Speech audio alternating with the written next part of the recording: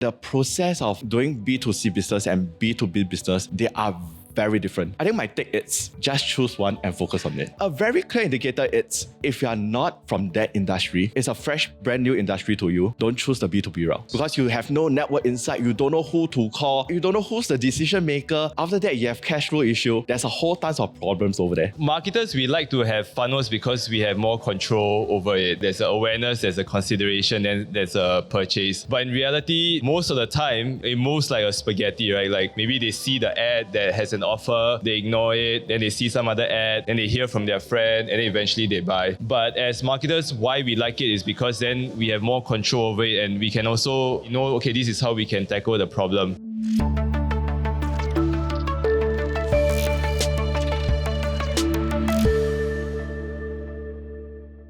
Welcome to TFC Business Show Live, CNY special together in partnership with WorldFirst. Can we give everybody a round of applause? Woo!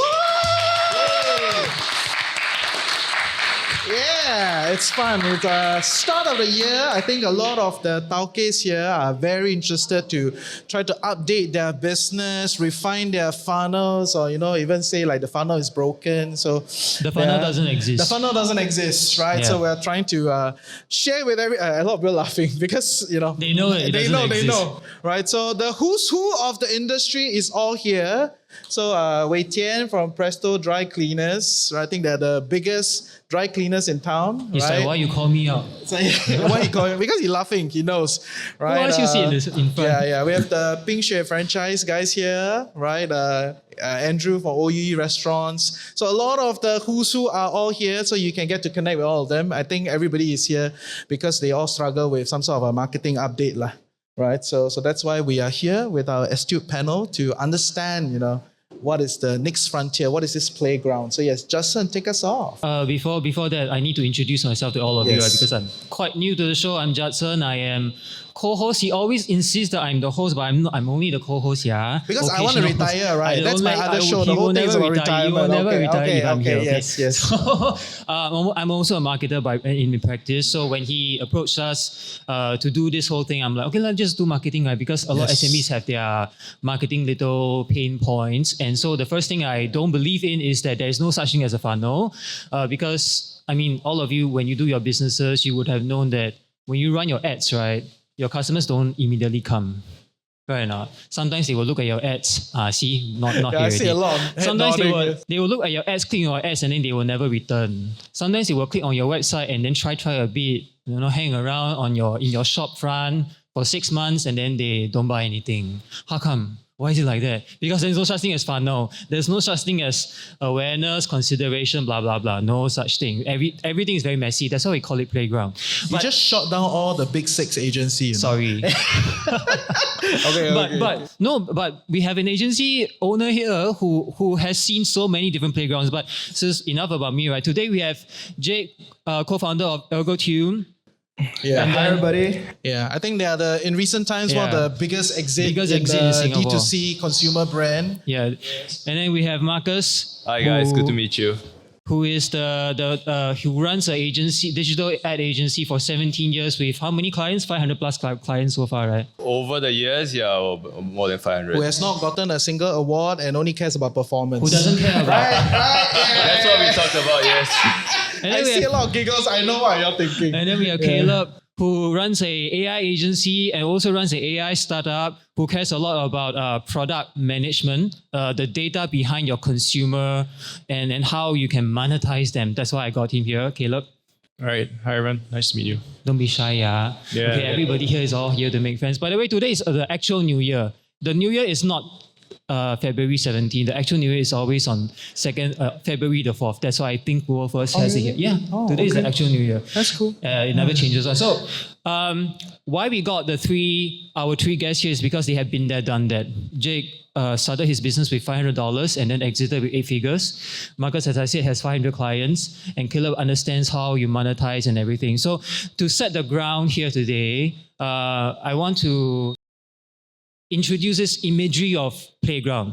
All right, because the traditional funnel is always people are aware of you first and then blah, blah, blah, blah, blah. But actually, if you go and flip things around and you think of your whole product as a playground, The gate itself is the brand awareness. Then when people step into the playground, you have different rides, right? You have sometimes the merry-go-round, you have the monkey bar, you have the slides, and then that's where the messiness comes in. Some people don't like monkey bars. Some people will go for the slides. Some people go for merry-go-round.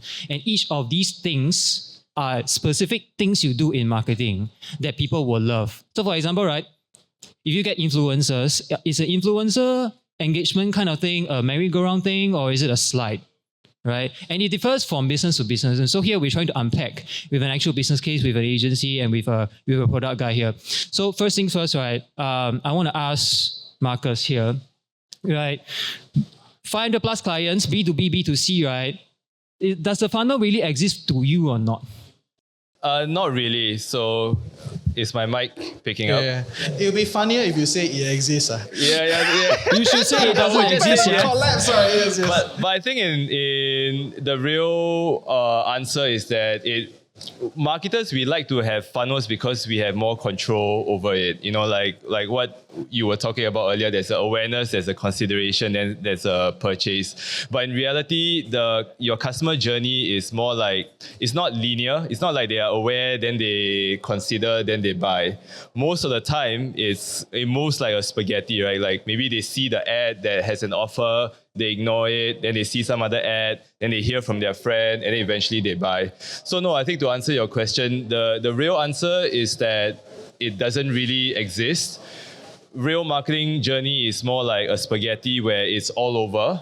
But as marketers, why we like it is because then we have more control over it, and we can also, like, you can have that kind of discussion a bit clearer. Like, we want to have this message for awareness for this market. You want to have this other message for consideration, because it's more middle of the funnel where they are aware, just that they don't buy. Why?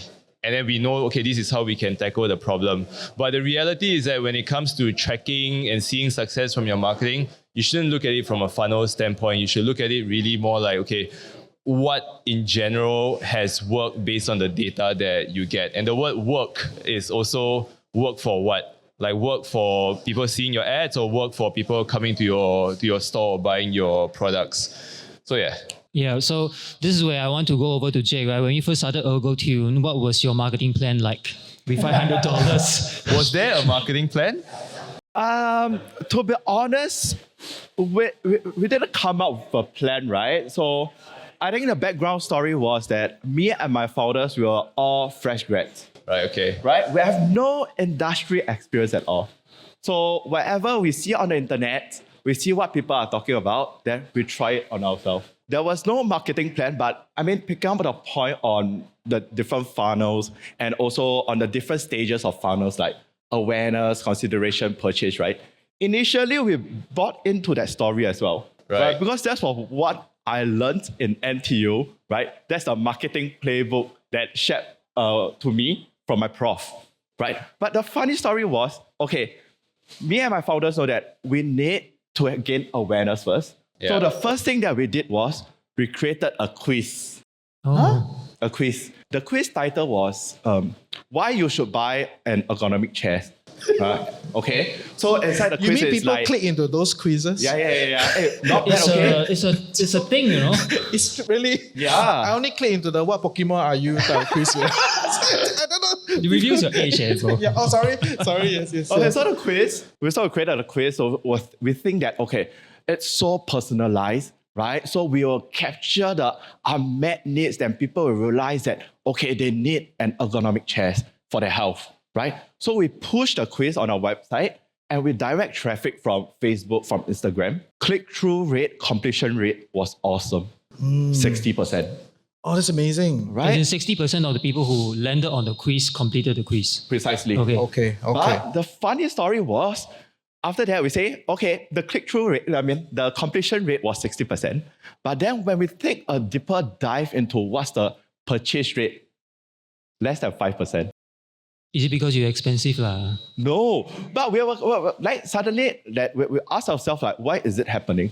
Right? So we dive deeper into it from people who actually purchased but didn't complete the quiz.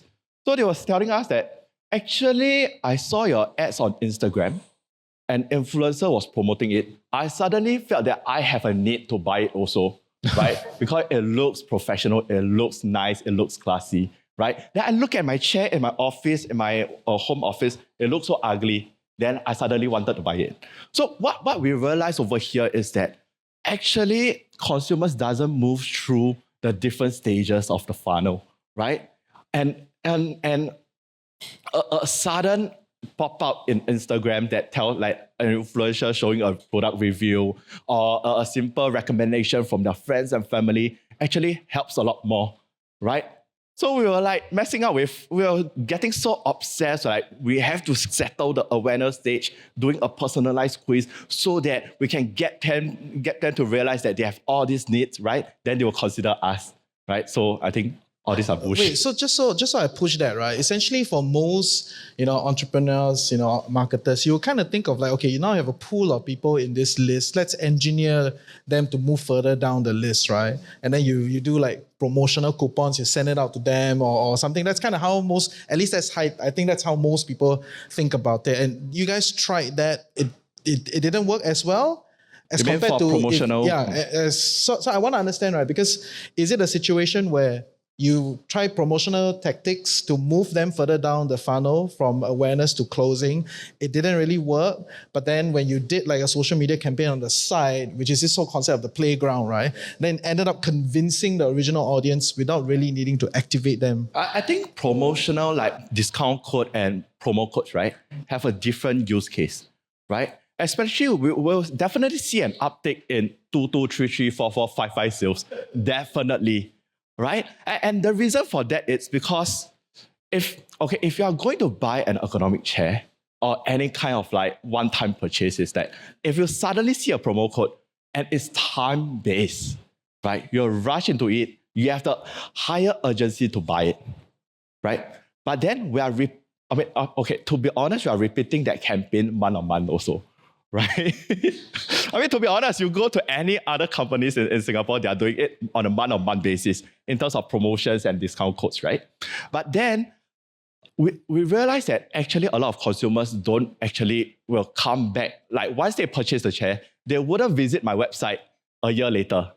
So they wouldn't even realize that we are doing this on a month-to-month basis. So But isn't all that these an promotional ergonomic chair coupon codes, problem? I don't need 3 chairs, right? yeah, precisely, right? Okay, so it with still that, works. It still works. Okay. So it doesn't overwhelm the consumer Precisely. by virtue that people buy and then that's pretty much it, right? It's not like a recurring Precisely. like you sell facial cream, sell dots, all those kind of. You don't know what I'm talking about. Even right? for those, they do it Yeah. but consumers don't really realize it because I don't spend my entire day looking at your promotional campaigns. Okay. So that's a fallacy broken. Yeah, precisely. Because sometimes you feel like you're drowning the consumer too much. No, I think what he's saying is that what he's also trying, in summary, it is also to design around the natural consumer behavior, right? Because you started off with Facebook thinking that would drive a lot of purchase conversion, and then along the way you found out that actually many of your consumers respond well to influencer. So actually there is some shape and form in terms of in your industry and specific to your business, your natural consumer behavior somehow fluctuates between Facebook and influencer, something like that. Yes, you're right. And in between industry and industry, it changes all the time, right? Yeah, I believe so. Yeah. So closing the sale is very important, and I think a lot of SMEs, once you close the sale, right, it's like a kid goes into your playground and then takes a slide and then enjoys himself or herself and then exits. But the point is that you want the kid to come back again and again, week after week. And I think when it comes to capturing this kind of consumer data, might not be that strong in terms of what we are trying to do here. So I want to go over to Caleb, right? In terms of based on your experience in working with different enterprises and different startups and also in SMEs, right? How would you build a easy to use kind of data capture process whereby when people come in and make a purchase already, then what do you do to them? With them? Yeah, so I love the word that Judson uses, right? Is to get players inside your playground. So for context, I am an agentic AI startup founder, and these are all the marketing experts. My specialty comes in trying to help to make your product sell itself, right? I mean, all of us here, we all know that the cost of acquiring a new customer it's always way more expensive than trying to upsell an existing customer. So I want to cover a couple of topics. First of which is, as a product guy myself, right? And once the marketers have sent all of the traffic over, converted, they actually start to become customers. They start the buyer journey. Your first step is onboarding, right? Did the customer get the product that was sold to them, right? Was what you advertise, what they got as well? Because I think returns and cancellations, refunds are a very, very big deal in e-commerce. And I think market average is what, 10 to 15 to 20% of the purchases end up becoming returns. So you want to drive that percentage down as much as possible. And also at the same time, right, you want to make your onboarding journey, unboxing or so on and so forth, right, such a joyous experience that the buyer is so happy once that product arrives at their doorstep. Now that's the first part. The second part I wanted to share as well is about retention and trying to make, I think in the modern day, right, e-commerce businesses have to turn their buyers into promoters as well, into people, walking testimonials, right? People who will give your product a very good review. And at the same time, you can try this out as well. I think a lot of software SaaS businesses in the US, they are doing this already, which is to call up happy customers and form a community with them, right? They add them into, in tech, we use Discord channel or Slack channel, but you could do the same with a WhatsApp channel, right? Basically turn every of your new buyer into a promoter inside a channel such that you can call them up anytime. And I think very important in the age of AI as well, where there's so much content, authenticity is very important. So you have to get your happy buyers, right, to create user-generated content about your products. Let's say if you sell an air fryer, right? You add all your hardcore buyers into a WhatsApp group chat, and then you organize a cook-off tournament, right? Get them out, share their recipes, make them film themselves so that you can have all of these free content, right? Because we all run marketing teams. We know there's limited budget. You cannot produce all content yourself. Who are the best people who can give you high quality content? Is your happy customers. So I think retention I want to cover, and then finally, of course, try to upsell, right? Build an ecosystem around your products. What are complementary things? If you sold a charity, can you sell the speakers next? Can you sell the tables? Which is exactly what GoTune has done, right? You sell the standing tables and all. So you try to. People buy because of the vision of themselves, right? Like they perceive themselves to be this kind of persona. So if you already have the kind of cool chair, your next step is I need to fit my persona, right? Is to have a cool table, is to have cool speakers, and there you go. That sums up the playground concept, right? They are all now very engaged, activated community members of your brand, right? Rather than a one-time sale with a discount, it's great, you close them. But yeah, you got to think about how you continue to keep them and double and triple, right? Their cart size. So that's my take on that. Sorry, I very suan siao, but I think a lot of the tauques, right, they've heard every element of that in different forums, and how to grow the ticket size, how to drive your ROI and all that bit, right? Like people have heard it, and it's cannot say it's common, but it's a talk of the town. Anybody that's a worthy entrepreneur knows these things, right? So and we run the whole machine, right? We got the website, we got the conversion rate downwards, we got the email list pusher, we got the podcast back end, we got the community, all the buzzwords that people do, right? I have the whole bit. This event is a community. Yeah, kind exactly. Of like so I have the whole bit, and I am very clear on like, where is the marginal upside? Where is the cost and all that bits, right? Because I think for a lot of people, it's just all about, okay, if I'm going to invest more in this, where is the parts that, maybe open question to you guys, like where are the parts that is like easy to tap, that you observe, that you think like most entrepreneurs in the market today are not doing? Highest ROI, easy to do things, you must do immediately. Yeah. Any I can thoughts? answer that question first. So you're asking like, what's the magic bullet to... Hey, don't to- simplify my question, right? In a way, that's what you're magic asking, right? bullets, like give me a few, Okay, yes. So I think one point I want to make, working with different companies, helping them out with their marketing play over the years, is that the biggest mistake that I see, and sometimes as agency we make the mistake of doing that for our clients as well, is that we say we want to try 2 or 3 different things at once. Which is a big mistake when you think about doing marketing, because when you are running an SMB, you don't have a lot of flexibility and margin of error to play around with. It's go time, and you need to think short term in terms of results. The problem with sometimes working with a lot of marketers is that you cannot just think short term, you got to think longer term. But from the commercial standpoint, you want to be able to see some short-term result. So both sides has valid points also, right? Like marketing, sometimes you got to think about, okay, maybe for what I'm building here, I need a great brand for people to trust me, especially if I'm in finance, for example. And if I run a fintech platform, I cannot ask you like, hey, put your $1,000 or $5,000 and invest with me when you don't even know anything about me in the first place. And I could be the next crypto platform that just taupi and run away with all your deposits in there. So in some cases, that trust needs to be built, and that awareness you have to invest in that. But if you talk about magic bullets, I would say it's not about looking at a few magic bullets and saying, okay, I want to do so many things in marketing.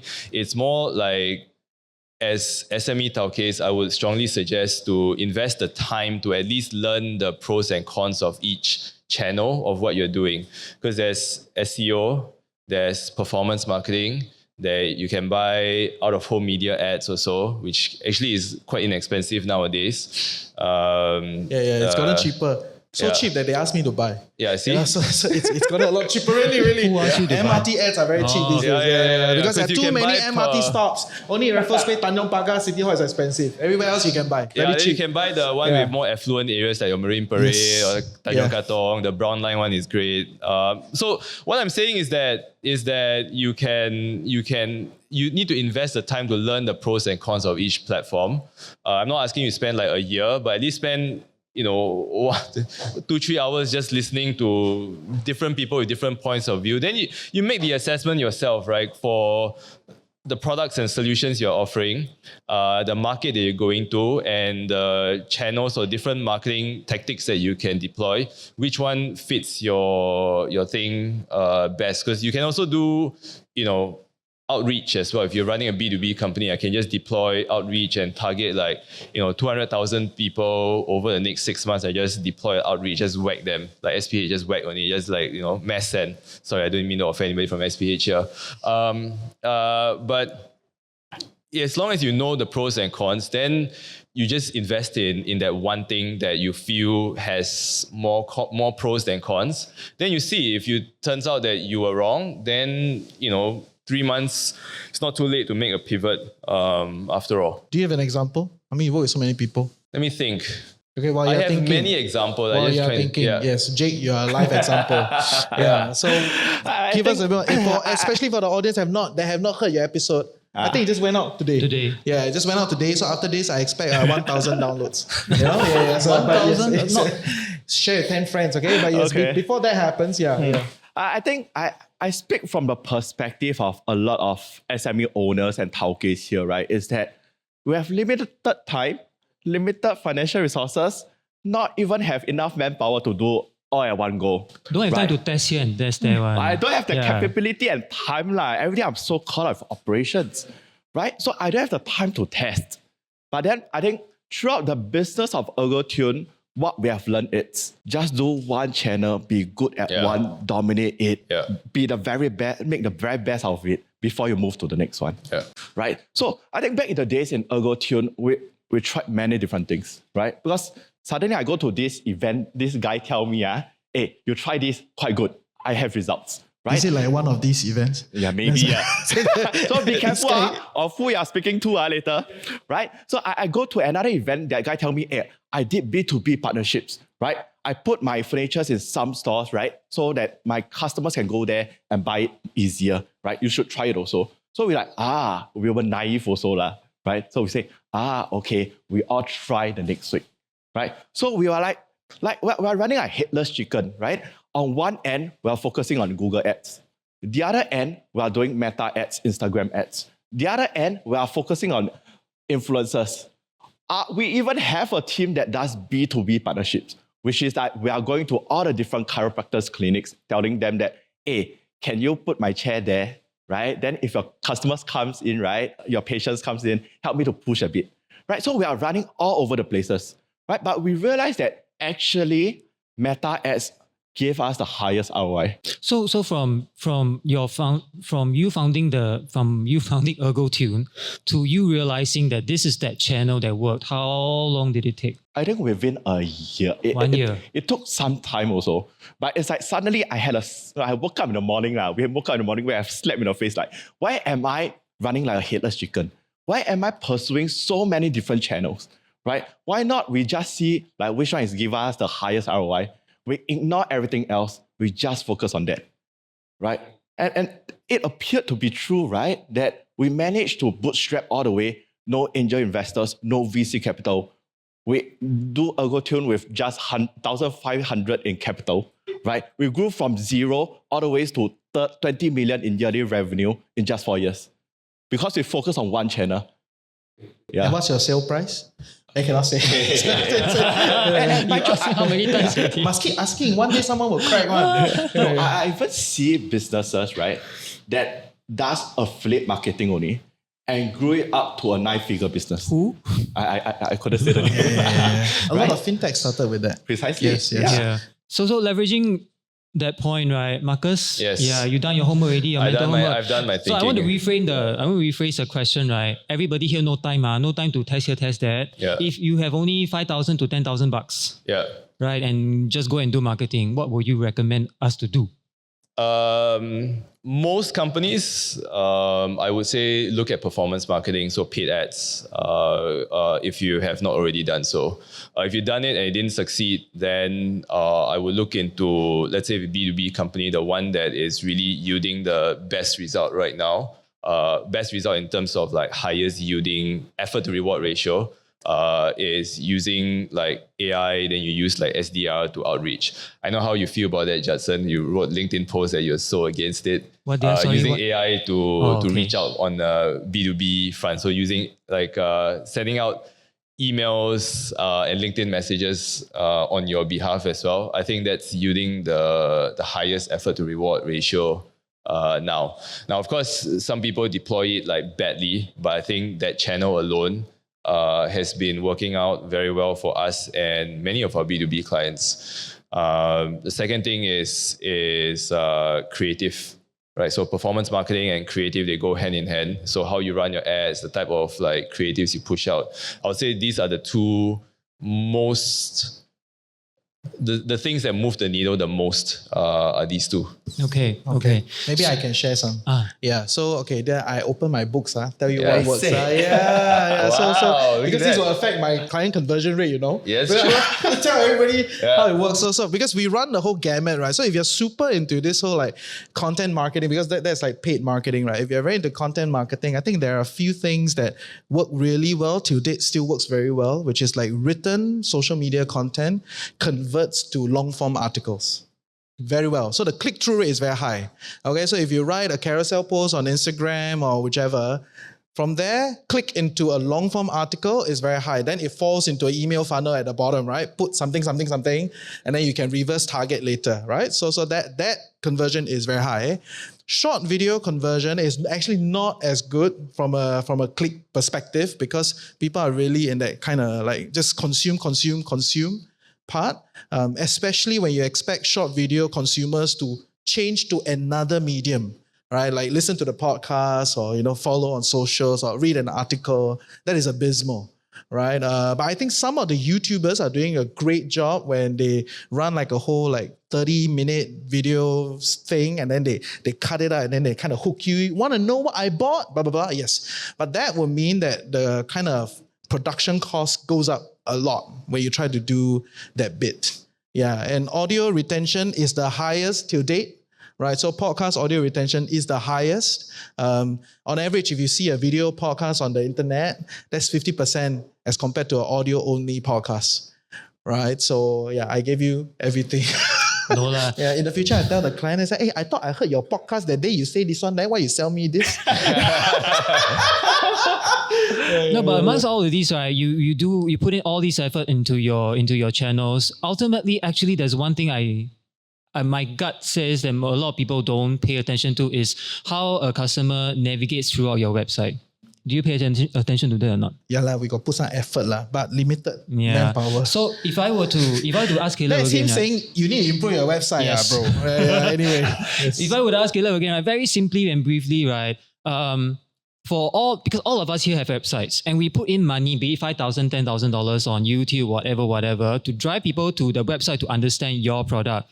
The moment a person lands on your website, your attention span should deepen and look at how a person navigates the website. So Caleb, what are some of the best practices in terms of tracking or in terms of encouraging a customer to stay on the website as long as possible and don't leave? Because once a person leaves, that's it, really, they won't come back. Okay, before I deep dive into that, right, if I go into very specifics, I'm going to name some tools and companies, right? Don't name It's tools, okay. just I will list send them the first. invoice later. Don't worry. You just say first. Yeah, Yes. because Yeah. I'm not paid or sponsored, but I want to share Of course, these yes, tools please that share. I That's I what use everyone in wants my, to know. Yes. Yeah, okay, Yeah. okay. So first things first, right, is that building websites, landing pages, even e-commerce stores nowadays, right, is ridiculously cheap if you use the AI tool builders, right, AI website builders. A couple of the tools that my team uses, right, and you can build beautiful websites, right, like as though a designer with 10 years of experience crafted them.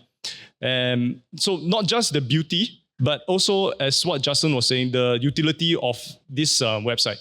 Now, I'll give you an example, right? You want to look out for intent signals, very strong intent signals. So if you have an e-commerce store and you see this website visitor, they already clicked 3 or 4 products, and then they even click, let's say, a reviews page on your website. Now, nobody goes around reading reviews for fun, right? Like you probably think that, yeah, there's something there, you're already interested in this, and now you're looking at the reviews, and then you look at different products in the catalog. But why are you not adding an item to the cart, right? This probably means maybe the pricing is something maybe too expensive. So then you offer very quickly a last-ditch discount code, right? Like, hey, see you have been looking at the page for 10 minutes. Do you want this voucher, right? And then you see if that works. So to build this kind of customizable websites, it used to be very expensive in the past. You hire a web design agency, but nowadays you can use tools. There's one called V0, it's like just called V0 AI, you search for it. And there's one called Lovable as well, lovable.com, I think. And these are incredible tools, and you can already generate a first version of a website, right, with the free kind of free credits that they offer to you. And afterwards, you start to configure it more and more. And you can even add in actual features. So you can add like a reviews page. You tell the AI, this is how I want the reviews page to work. I want also a discount to pop up. I want to create, on the same landing page, I want to create a content hub where you got your how-to articles, support articles, how to use this product, and what other people are saying about this product, right? You can build all of these with Lovable and V0 within 30 minutes. And the additional credits that they will charge to you, I cannot confirm the exact number, but so far, at least for us, right, we pay at most another $50 to $100. So it's a lot more affordable than having even a full-time web developer or web designer. And so these are the 2 points that I covered. The third one would be the actual content, right, which Reggie and the rest of the panel were talking about. Writing blog articles nowadays with AI is, of course, very effective. We use one called Write Sonic, and you can write a lot, like 20, 30 articles very quickly. And my favorite topic, right, is also to help the potential buyer to do comparison, right? I would say like, hey, okay, if I sell this air fryer, why is our air fryer better? I'll choose 3 or 4 air fryers, right? And then just compare them, use AI to write this article. And AI is really good. It will tell you, it will actually do the research for you. You will go and scan other people's reviews, right? And then summarize it and then say, okay, this air fryer A is good at 1, 2, 3. Air fryer B is good at, and then finally you say, why is your air fryer, not say the best, but why is it the best for you, right? Most suitable for you. So you don't try to sell so blatantly, but just educate your website visitor. Now that's the written one. And then now for video, there's another one that we use called GenSpark AI. So you can film, let's say, a very long session. I do a workshop, right, of 1 or 2 hours. GenSpark AI actually helps you to clip it to very, very short. You can tell it, I want 60 seconds. And you tell GenSpark AI, go and find a moment where our customer was very happy on the panel and they were so happy and excited about the experience of using our product. GenSpark will actually clip 60 seconds for it, and then you just do your final edits. You can tell the AI to add the subtitles as well, so that now you can post on TikTok all over. You can even make them do a voiceover. And so suddenly you are able to... Actually, my question that since you talk about usage of Gen AI, right? Yes. How has the output been like for you? The output, honestly, over time, right, you can see dramatic improvements. Like 1 year ago, if you use the same products that I mentioned, you'll be like, oh, still have to edit and curate a lot of things. But now, fast forward 1 year later, man, the improvements are like dramatic. 1 year ago, I was telling my guys, use this, AI stuff. Right? They're like, oh, it's not good enough. 1 year later, it's like, why you not AIing it? It's like everything you see on our carousel, it's all AI. Yeah, it's insane. It's insane. I mean, we prompt it, we do the research, but there's a lot of designing element. It has gotten so much better. Even some of the other AI tools, they learn over time. So like internally, there's a lot of deployment. And if you don't do it, then it's all cost, right? At the end, you want to compete, to stay relevant on that front. I can understand but why. I love the false dichotomy of comparing other products. Why Marcus asked that question? Because the more Caleb went into all these AI tools, and I guess the question in Marcus' head is like, oh shit. 我要没有工作了. Yeah, who's going to find the agency? Nobody needs an agency anymore. What is my value proposition? No, I'm not worried about that. I still remain AI skeptic. My team uses AI a lot for like making videos, articles and so on. But I always have the belief that today I think we are all smart enough to know whether a piece of content is made by AI. And typically if it's made by AI, people like to brag they make content with AI, but people hate consuming content generated by AI. Like, I don't know how many times you see on TikTok or IG, if you see it's a content made by AI, you just scroll to the next one, I'm not. No, the voice, Yeah. the voice is always the same voice Yeah, on YouTube yeah, Shorts, right, and Instagram Reels. The voiceover always is the same person. A certain degree is okay, it's like... No. On the voice thing, right, I give you a little thing on this. So you know this company called 11 Labs? 11 Labs. Yeah. Right, so my team, because we do like hundreds of podcasts, right, has fed the 11 Lab all my voice. So every ad that you hear on TFC is AI generated. So I'm shopping, I'm not sitting in the studio to say like blah, blah, blah, blah, blah, blah. Right. Yeah, so they have fed my whole stack. Of course, you have to do 500 podcasts, right? You know, right? But you need enough to feed the AI, and then the AI will study the nuance of it, and it has improved over time. That's true. Yeah. Right. So, but you can't run a whole like 15-minute podcast with that. But you can run a like 1 minute ad insertion on that front, right? And then people will be like, oh, okay, and then they just kind of move on. They think, Reggie's just high, something like that, right? So that's the part that I think you got to use it smartly. Exactly. Yeah. So that's the bit. Yeah. Exactly my point. I feel AI is kind of overhyped for to a certain sure. degree. Especially when you're a practitioner, you will know like what can, what cannot, right? Exactly. Yeah. So bottom line is still need agency. Marcus still has it. So. Still got business. Actually, I think agencies, right, in today's world will be even, how can I say this? The agencies that adapt and apply the most tools the fastest, right, it will become a narrower and narrower pyramid, right? The strongest ones will get the most business, and those that are average, right, that used to have business will now lose all their business because you cannot do it faster, better, cheaper there's someone who already mastered all of these tools and as well, right, is an architect, right, in terms of the strategy, right, and the creative soul as well, right. Yeah. It's really important. So, for example, right, like I was saying just now, even all of this use lovable, right. You can turn a business like aircon, you sell aircon, right, can transform your whole website into like an Apple store, you know. That level of quality, the aircon come out, then got outer space at the back and like everything AI generated with your product. So it's you just have to join this battle, right? It is quite crazy. So bottom line, speed to market is very fast because of all these AI tools. If you want some human touch, right, and you don't have big enough team, then can outsource to you know who. enough marketing. Already. Yes, but yes. I only have two more categories to touch upon, right? One is because. Because amongst I want to give more us, time for questions. Yes. Because amongst us, we have B2B and B2C. Okay. Different types of businesses. One last one, yes. Yeah. So in terms of, because you also done B2B and B2C before, right? So I want to understand, right? How does the playbook change when it comes to B2B and B2C?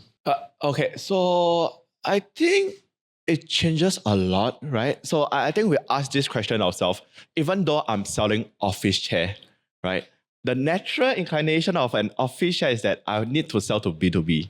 So in the end, thankfully that we chose the B2C route, right? Which is we are targeting consumer first.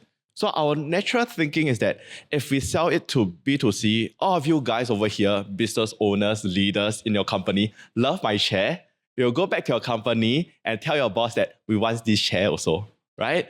And then you'll send a bulk order to us and we'll fulfill it. Right? So we had this thinking initially. So thankfully we went through that cycle. But then as our business grow bigger, trying to tackle B2B is something that we have to do also. Right? So as we go into the B2B market, what we realized was the sales cycle was so long. Yeah. Right? And then it impacts my cash flow a lot also. Right? Because I have to tender for a project. Before I tender for a project, I must prove to them that I have enough inventory to fulfill it. After that, right, even I've delivered it everything into the office, right, it takes 3 months for them to pay, right? So I'll say that the process of like doing B2C business and B2B business, they are very different. So I think my take is just choose one and focus on it. Really. I mean, fair, right? He chose one and sold the company, right? Yeah. And a very clear indicator, it's if you are not from that industry, it's a fresh, brand new industry to you, right? Don't choose the B2B route, right? Because you have no network insight, you don't know who to call, right? You don't know who's the decision maker. After that, you have cash flow issue. There's a whole tons of problems over there. But of course, if you are an experienced veteran within a certain industry, you decided to start your own business within the same industry, I mean, go for it. Yeah. You'll find it a lot easier because you know who to call, you know who to tackle. Yeah. It's true. Like when I do the podcast, when I first started, I always complain I don't do already. But the more I do, the more people I know, the easier it gets, you know. So that's the whole B2B business. So every time I see you, you say you want to retire. I know, every time I say I want to retire, which is true lah, right? Yeah. Yes, this will be the last. And I was like, any other thoughts, B2B, B2C? If not, I want to open I think the for floor. B2B, B2C, the competition is always a lot higher. B2B, from a marketing standpoint, there are always things that you can do that maybe isn't very scalable, but it's highly profitable. So for example, like one of our clients, also in the office furniture business, the B2C route was like never a play that they wanted to do. But B2B, you can go to websites and you go scrape all the architect and designers, interior designers, so you can go and scrape all their contact details. And then, like nobody will want to do this kind of thing, right? Because, in a traditional world, you have to hire an intern, you have to tell the intern, these are the websites to go for, go and find the contact person working there, go and reach out, go and research on them, then you reach out. So it takes a lot of time to do so. But from a marketing standpoint, it gives you an edge over competitors, in my point of view, because nobody is doing it. And by the sheer fact of you reaching out, if you reach out at the right time with the right message, you get incredible high amount of response rate from there. Fair. Yeah. Caleb, anything? Yeah, no, just to wrap up a little bit on this topic, right? It's that all of us business owners, we know, right? If B2C, you're catching small fishes. At some point, right, you catch so many small fishes, it's going to get harder and harder to catch more small fishes. And once you reach enough scale, you got your B2C engine working very well, your cash flow is good, a couple of low millions and all that. Then I think the next step for those that are considering strategy, right, is you got to go whale hunting, right? You have to go find the big ones. You have to go for enterprise. Let's say even in let's say banking or what, right? You have so many small customers. In the end, you still have to go after the ultra high net worth because one will be enough to cover your deals for 1 year already, right? So, but as what Jake said, right, you really have to take care of your cash flow. You got to make sure your business goes on life as usual, right? While you are hunting for whales. Because as the word whales goes, right, there's not many whales. And to hunt a whale, you need a lot of resources. You need to form an entire team, right? Some division to go and attack just one client. So so like if you're Microsoft, right, Microsoft does the deals $10 million. You need solution architect. You need this and that. You need people who give technical people, then the sales people, and even the sales operations process, right? Invoicing them. It's not an easy thing. So like when I sold some software to NUS, the process to even become a vendor, right, is It's a nightmare. it really takes a lot of time. And then after you register as the vendor, that's just the beginning of the sales process. You have to send a couple more documents, send due diligence, send your Accra BIS file back and forth.